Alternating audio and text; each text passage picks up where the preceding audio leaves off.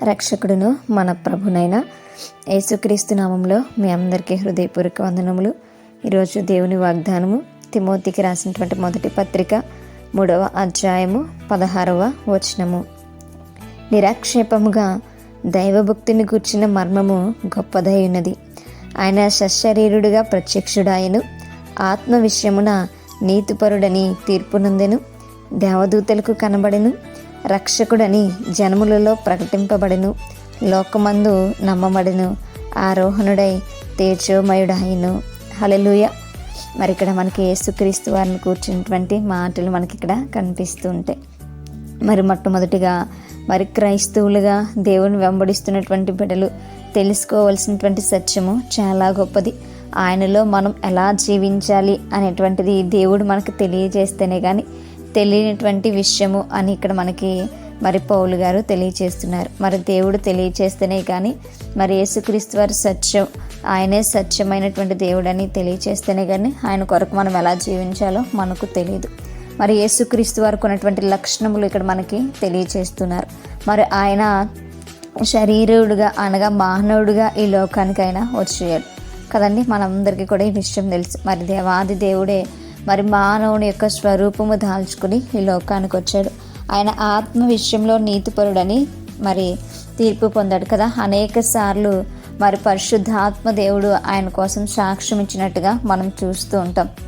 మరి యేసుక్రీస్తు వారి లోకంలో జీవించినంత కాలము కూడా మరి ఆయన నీతిపరుడుగా మరి ఆయన మరి గొప్ప వ్యక్తిగా ఆయన తండ్రికి లోబడినటువంటి వ్యక్తిగా మనం చూస్తుంటాం. అనేక సార్లు మరి తండ్రి కూడా ఆయన కోసం సాక్ష్యం ఇచ్చినట్టుగా మనం చూస్తుంటాం.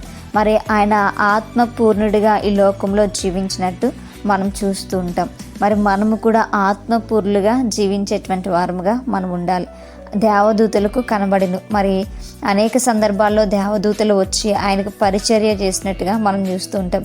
అరణ్యంలో శోధింపబడిన తర్వాత కానీ లేదు అనంటే మరి ఆయన మృత్యుం చేయడైన తర్వాత కానీ అనేక సందర్భాల్లో దేవదూతలు రావడం, దేవదూతలకు యేసుక్రీస్తు వారికి కనిపించడం, యేసుక్రీస్తు వారికి దేవదూతలు కనిపించడం కూడా మనం చూస్తూ ఉంటాం.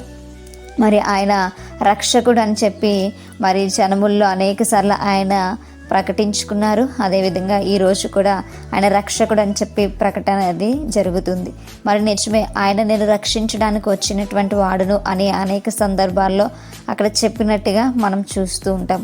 మరి నిజమైనటువంటి లోక రక్షకుడు ఆయనే అనేటువంటి విషయము మనము జ్ఞాపకం చేసుకోవాలి. లోకమందు నమ్మబడింది. ఈరోజు ఆ రోజు కూడా మరి లోకంలో అనేక మంది మనము యేసుక్రీస్తు వారిని విశ్వసిస్తూ ఉన్నాము. ఎందుకంటే ఆయన సత్యమైనటువంటి దేవుడు కనుక, ఆయన మనల్ని రక్షించడానికి వచ్చినటువంటి వాడు కనుక. మరి ఆయన చేసినటువంటి పని అయిపోయిన తర్వాత ఆయన ఎక్కడికి వెళ్ళాడు అని అంటే తండ్రి వద్దకు ఆరోహణుడు అయినట్టుగా మనం చూస్తూ ఉన్నాం. మరి కాబట్టి ఈ లక్షణాలన్నీ దేవునిలో ఉన్నాయి కనుక మనము దేవుణ్ణి విశ్వసించి ఆయన యందు నమ్మకం ఉంచి మనం దేవుళ్ళు ఎదిగేటువంటి బిడ్డలుగా మనం ఉండాలి. మనము దేవుడు చెప్పినటువంటి విధంగా జీవించేటువంటి వారముగా, ఆ భక్తిలో మనము కూడా కొనసాగించేటువంటి వారముగా ఉండి దేవుడు ఇచ్చేటువంటి నిత్య జీవుని పొందుకోవాలి.